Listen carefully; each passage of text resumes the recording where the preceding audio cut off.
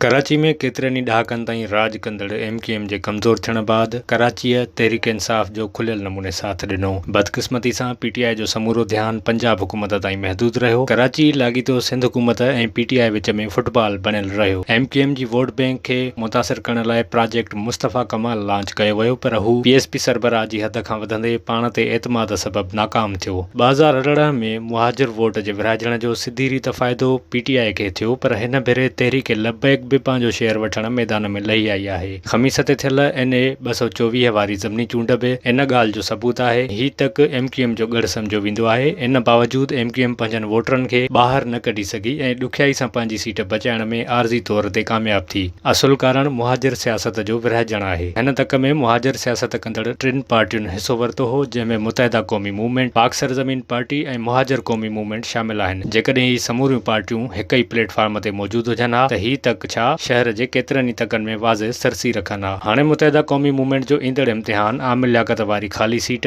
NA 245 ते थींदो। पर्दे पुठियां हलंदड़ मामलनि में इशरतुल इबाद जो नालो बि साम्हूं ईंदो रहियो आहे। पाण पीपुल्स पार्टी लाइ बि इहो ज़रूरी आहे त मुहाजिर सियासत हिक ई प्लेटफॉर्म तां थिए। ॿी सूरत में इन जो फ़ाइदो PTI ऐं तहरीक लबैक खे थी सघे थो ऐं पीपुल्स पार्टी सिंध जे अहम शहर में सियासी नुमाइंदगी खां महरूम थी सघे थी। अल्ताफ़ हुसैन खे पाकिस्तान जी सियासत में सिधी रीत शिरकत जी इजाज़त न पई मिली सघे, जेतोणीकि हू पंहिंजे बयान जी केतिरा ई भेरा माफ़ी घुरी चुको आहे। अल्ताफ़ हुसैन खां सवाइ MQM जे विरहाइजण ऐं नाराज़गियुनि खे ख़तमु करण जो हिकु ई हल अल्ताफ़ हुसैन आहे, पर हू त अची नथो सघे त उन जो तोड़ मुस्लिम लीग नून फार्मूले जे तौर ते कढियो वियो आहे। इहो फार्मूलो ही आहे त ख़ानदानी सियासत ख़िलाफ़ ॻाल्हाईंदड़ MQM हाणे अल्ताफ़ हुसैन जी धीअ अफ़ज़ा अल्ताफ़ खे सियासत जे मैदान में लाहिण जो प्रोग्राम बणाए रही आहे। MQM अल्ताफ़ ग्रुप सां वास्तो रखंदड़ ज़रियनि दावा कई आहे त असांखे पैगाम अचण शुरू थी विया आहिनि त पार्टी खे सरगर्म करण लाइ पुराणनि सेक्टर्स ऐं यूनिट्स वारे निज़ाम खे फ़ाल करियो। ज़रियनि इहो बि चयो त अल्ताफ़ हुसैन पंहिंजी धीअ जे ज़रिए पार्टी खे हलाईंदो ऐं नवाज़ शरीफ़ जीअं ॿाहिरि वेही पार्टी खे हिदायतूं जारी कंदो। ॿिए पासे इन सिलसिले में हिकु वॾो ब्रेक थ्रू इहो बि थी सघे थो त सियासी मुख़ालिफ़